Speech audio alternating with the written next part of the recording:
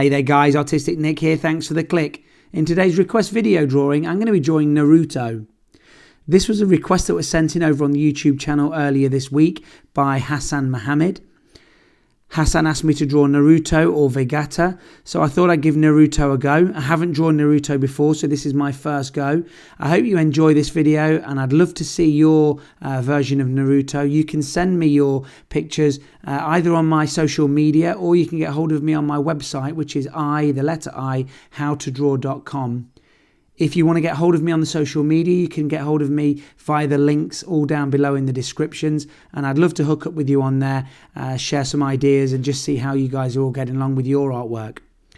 This drawing took me about 2 hours from start to finish. I'm really happy with the finished look. I like the colour combinations that I used. For the majority of the drawing, I used COPIC markers. I used a yellow for the hair. And then in the darker areas, I used a cool grey 5 and 7. There's a small amount of black that goes into some of the areas on Naruto's clothing later on. For the majority of the orange on the top, I used a combination of chrome orange and cadmium orange. They're two slightly different toned oranges. For the skin areas, I used a sand colour in the darker areas and a yellowish shade in the lighter areas.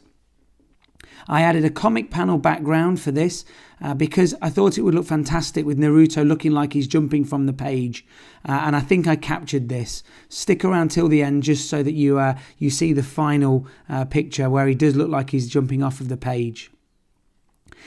My tip for drawing clothing would be to make sure that all of the wrinkles and the folds in the clothing do line up. So as you're looking at Naruto here, you can see the lines coming down from the shoulders and matching bumps in the zip and also in the clothing itself.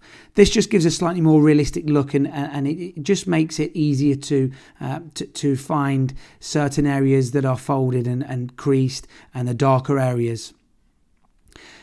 Naruto's holding what I'm guessing is sort of an energy ball that he's going to throw, and I used a sky blue and a phthalo blue for this with a white UNIBALL SIGNO broad highlighter just to add some dimension to it.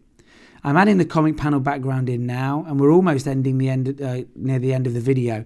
So I just want to thank you guys for watching and subscribing and liking and sharing. Don't forget to send me your requests, and I'll see you in the next video. Hit subscribe.